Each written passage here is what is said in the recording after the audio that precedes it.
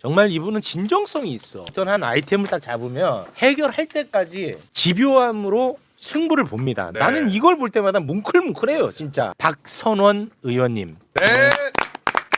근데 저 대통령님을 모셨던 사람으로서 딱 한마디만 해야 되겠어요. 네. 대통령님께서 해외 순방 나가시면서 짧은 메시지 내셨잖아요. 네. 그것을 글자 하나도 훼손하면 안 돼요. 네. 네. 당하고 상에서 당의 의견을 수렴하라. 수렴하라 했잖아요. 네. 국회가 아닙니다. 전혀 다른 이야기예요. 당하고 대통령께서는 당하고 협의하라고 그러셨어요. 당의 의견을 받아서 그대로 종합해서 정부에게 이렇게 방향으로 수정하라고 의견을 주고 그렇게 되도록 압력을 행사하라는 것을 우리 의원들은 받아들이고 그대로 해야 돼요. 네. 근데 왜 그걸 국회라고 합니까? 아. 야당을 껴라는 이야기 아니에요. 대통령께서 어떤 지시를 하면은 그거를 그대로 받아 적어가지고 지시 이행 계획을 세우고 그에 따라서 그대로 집행하는 것이 청와대의 수석과 비서관의 임무이고 장관들의 의무입니다. 근데 재해석을 하고 자기가 원한 쪽으로 비틀고 한두 단어를 다른 바꾸고 그거 안 됩니다. 절대로. 지금 어떤 식의 윤색이나 재해석 안 된다. 네. 그대로 하면 되는 거예요. 왜 네. 친명이니 친청이니 말이 나오겠습니까? 누가 봐도 대통령님의 뜻대로 우리가 일사불란하게 움직인다 하는 모습을 보이면은 네. 그런 프레임이 먹힐 틈이 없습니다. 지금 그렇게 가야 되는 거예요. 요거 좀 신기한 일이에요. 지금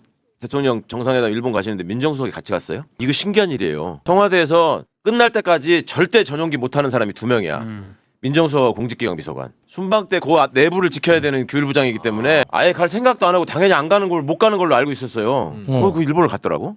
내 옆에 그냥 있어라. 꼼짝 말고.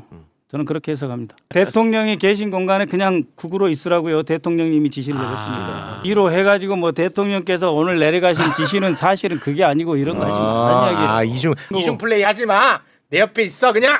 아무튼 굉장히 이례적인 장면이군요. 상상할 수 없는 일이라니까. 아. 처음 알았네요. 아유 억울해 죽겠어요. 나도 전용기 좀 타볼 걸. 네. 문재인 정부 시절에 역시 검찰 개혁을 추진했었잖아요. 네.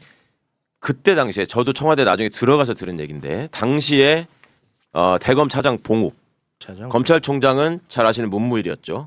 법무부 검찰국장은 박균택. 당시에 대검 형사정책기획단장이라는 자리가 있었는데 형사정책 미래기획단장이라는 자리가 있었는데 그 단장이 김웅. 이때 민정수석실의 봉욱 대검 차장과 김웅이가 집요하게 면담 신청을 합니다. 이 검찰 개혁과 관련해서 검사들을 설득할 수 있는 방안을 저희가 마련했고 그거를 이 정도 선을 마지노선으로 하면은 검찰이 반발이 없이 따라갈 겁니다. 저희가 획기적인 안을 마련했습니다. 보고를 했다는 거예요. 그때 대검차장 봉욱이 와서 보고했던 내용이 이거하고 똑같아요. 이걸 그대로 했던 거예요. 안 그래도 12월 11일 문건에 봉욱이 이름이 있더라고요. 이거 여기까지만 일단 말씀드리겠습니다. 이게 얼마나 지금 심각한 일인지 네. 계속 얘기했어요. 이게 민정수석과 민정비서관이 아이고. 검찰 출신일 때 무슨 일이 생길 수 있는지 계속 말씀드렸고 중간중간에 이 얘기가 있을 때마다 정부에서 총리 주도로 각 부처의 의견을 수렴해서 잘 가고 있으니까 일단 믿고 기다려라라는 말을 믿었죠. 그 대통령이 그 정상회담을 위해서 순방 중이신데 저런 메시지를 내셨다라고 하는 거는 이 상황이 되게 중대하다고 지금 인식하고 계시는 거라고 생각하고. 아 대통령 입장에서요? 예, 그리고 예. 이 정부 제출 법안에 대해서는 충분한 논의와 수정이 필요하다라는 의견이 담겨 있다고 느낍니다. 네. 총리가 말씀하신 거에서 제가 좀 불만이 있는데 보안수사권의 폐지가 원칙이다라고 얘기를 했어요. 보안수사권은 폐지되어야 합니다가 아니에요. 폐지가 원칙이라고 했어요.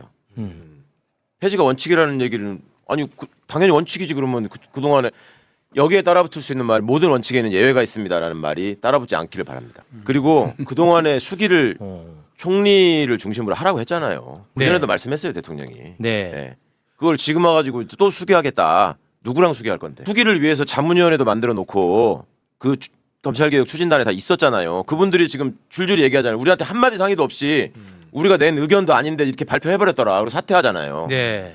이거 어떻게 수정할 수 있을지 왜 이런 일이 생겼는지 저는 그 설명을 꼭 들어야 된다고 생각해요. 네, 서보학 교수 같은 경우는 정부가 발표한 법안 내용은 자문위 의견이 거의 반영되지 않았다. 네. 앞으로 자문위가 보안 수사권 논의를 이어갈 텐데 이런 식으로 운영되는 건 큰 의미가 없다. 이런 입장을 밝혔고요. 김필성 변호사도 지금 나온 안은 개혁 추진단 자문위와는 아무 상관이 없다. 이대로 가면 검찰은 개혁은커녕 오히려 더 강한 권력을 쥐게 될 것이다. 심각한 거는 네. 검찰 출신들이 침대 축구에 당하고 있다는 거예요. 지금 검찰 10월 달까지 출범을 해야 되는데 그렇습니다. 형사소송법은 왜 빼고 했냐라는 말씀을 하잖아요. 맞아요. 네. 시간이 더 걸리죠. 형사소송법 빼놔야지. 아 침대 축구다. 네. 그리고 이런 식의 쟁점을 던져놔야지 시간이 또 가죠.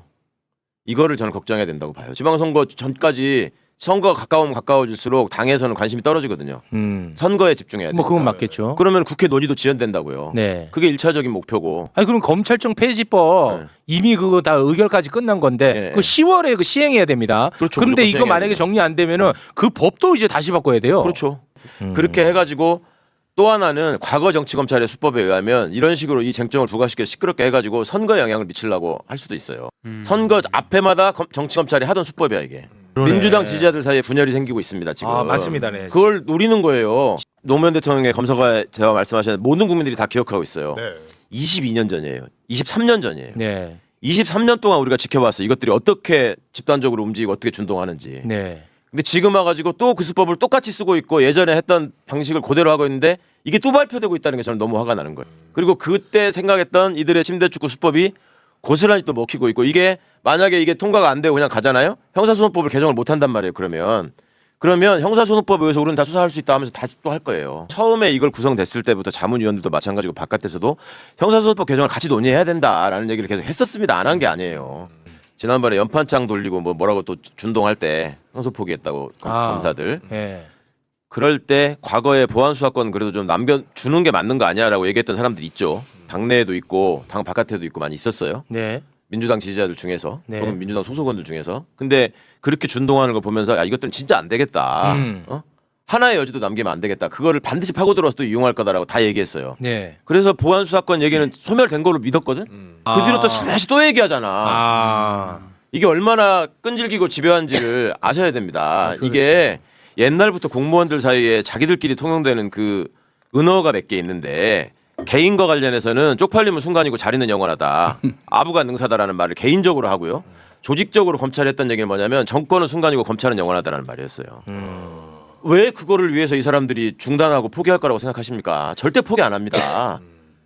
근데 제가 느끼는 이 당 안에 밖에서는 이번에 그 개정안 때문에 오히려 보안 수사권은 반드시 폐지해야 된다는 여론이 엄청 강해졌어요. 아 그렇습니다. 네, 조금 이제 지켜보자로 하셨던 분들도 이 안을 좀 보면서 안 되겠는데 보안 오히려 수사권은 시민들과 확실히- 당원들의 경각심이 확 올라왔어요. 네. 진짜. 그래서 오히려 제가 봤을 때는 그런 얘기 이제 꺼내면 더 몰릴 거라고 생각합니다. 네. 김준 브라더스, 김준형, 김준혁. 가끔 저기 서신이나 소포가 잘못 배달되는 아 그래요? 아 진짜로? 이제 우리 형님 책이 우리 방으로 오고 제게 형님 방으로 가고 막 이런 일들이 수시로 벌어져. 유머는 삼가주시면 될 것 같습니다. 네.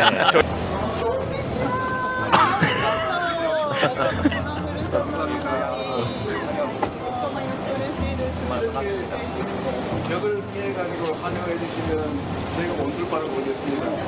일본 국민도 그렇겠지만 대한민국 국민들도 총리님 이런 모습에 정말로 감사할 겁니다.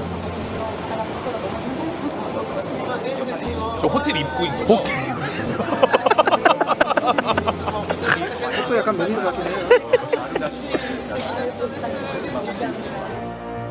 또 민주당원이. 그런데 일단 한일이 이렇게 분위기 그러니까 윤석열과 이명박 때 우리가 기어서 말고 우리가 하나도 주지 않고 우리가 떳떳하게 얘기하면서 한일 관계가 좋았던 적이 우리 기억에 있는가 한번 생각해 보십시오. 물론 별로 막 없어요. 퍼줄 때는 있었지. 그렇죠. 예. 퍼줄 때 아까 말했던 그 윤석열하고 이명박 그렇습니다. 정도거든요. 이렇게 네. 좋은 분위기가 없고 그런데 와. 지금 중국 때도 그랬고 일본한테 우리가 준 게 별로 없어요. 지금 오모테나시 아부 외교를 한 거잖아요. 예. 근데 네. 실제로 그러면 혼자 저랬다고 할 텐데 일본의 분위기가 너무 좋아요. 왜냐하면 이재명에 대한 욕과 비판서와 음모론이 판쳤거든요.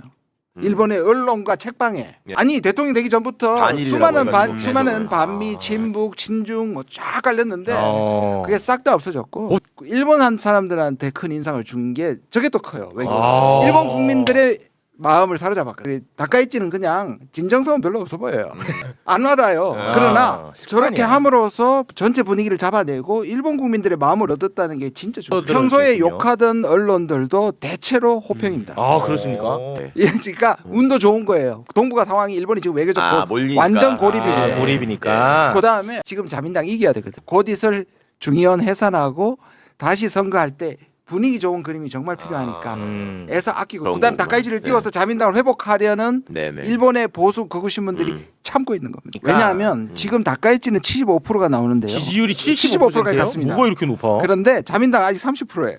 1942년 2월 3일에 바로 야마구치현 우베시에 있는 해저 탄광이었던 장생 탄광, 조세이 탄광이라고 불리고 있는데 거기에 183분이 돌아가셨어요. 네. 그 중에 이제 136분이 우리 조선인들이었죠. 그래 이분들과 일본인 분들이 거기서 수몰돼서 돌아가셨는데 지금까지 근 뭐 80년이 지나도록 유해 발굴이 일체 이루어지지 않았었거든요. 그러다가 작년 8월 25일에 드디어 이제 유해가 네 분이라고 말할 수 있을지는 잘 모르겠지만 네. 네 구의 유해가 이제 발굴이 됐습니다. 그래서 그 부분과 관련해서 이제 DNA 검색을 좀 양국이 같이 해서 이분이 조선인인지 이분이 일본인인지 혹은 조선인이어도 대구 경북 분들이 중심이었는데 이분들이 어떤 분인지 지금 현재 유해 DNA를 갖다 이제 찾아내려면은 그와 관련된 명단은 다 있으니까 그와 관련된 분들의 가족들 일가 친척들을 다 DNA 이제 분석을 해서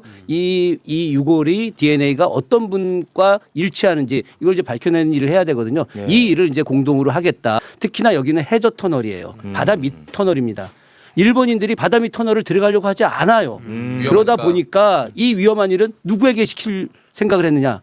조선인들에게 시키려고 한 그래서 거죠. 강제로 그래서 동원했구나. 강제로 데려다가 여기다 시킨 거죠. 그 유명한 2015년에 세계유산 등재된 군함도, 군함도. 그것도 해저 터널 아닙니까? 사도광산. 그것도 사도광산도 해저 터널과 또 이게 같이 결합돼 있거든요. 네. 그러니까 그 위험한 해저 터널들은 다 조선인들을 데려다가 하려고 했고 이때 이제 그 위에 갱도가 무너지면서 물이 그대로 들어왔고 그걸 갖다가 차단하기 위해서 아예 갱도를 입구를 막아서 수영 쳐서 들어오지도 못하게 만들어 버린 거예요. 그 대통령실 관저에서 대통령님하고 원내 부대표단이 만찬을 할 기회가 돼가지고 제가 대통령님한테 말씀을 드렸죠. 제가 지금 장생탄광 갔다 왔다. 그러니까 사도광산이나 군함도는 기본적으로 강제동원이라는 게서 그 원칙을 가지고 접근했잖아요. 그러니까 일본이 못 받아들이는 겁니다. 거꾸로. 근데 이거는 인권적 차원에서 일본도 들어있고 우리도 들어있으니까. 근데 실제로는 이게 들어가면 이게 강제동원을 증명하는 거거든요. 대통령의 실용이라는 방법이 지금 통한 거예요. 정상의 이미지 내지는 그 취향과 관련이 있잖아요, 항상. 그래서 네. 상호간에 이제 저런 이벤트를 기획을 해서 하는데, 근데 예전에 윤석열이가 나가서 외교한다고 돌아다닐 때 보세요, 매일 술 처먹는 장면만 나와요. 네, 그건 맞아요. 그 선호가 그쪽이기 때문에 그 나라에서 그런 장면을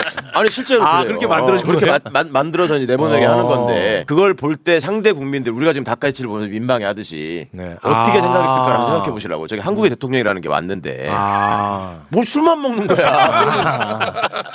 얼마 다행입니까? 그렇죠. 이제 정상마다 지금 선물이 사실 계속 화제가 되는데 원래는 국빈 때만 그런 선물을 많이 하고 저렇게 지금 세 단계 밑이거든요. 국빈, 공식, 실무, 그다음에 개별 개인 방문이 있는데 실무 방문이거든요. 사실 그런 거 치고는 선물이 좀 많긴 해요.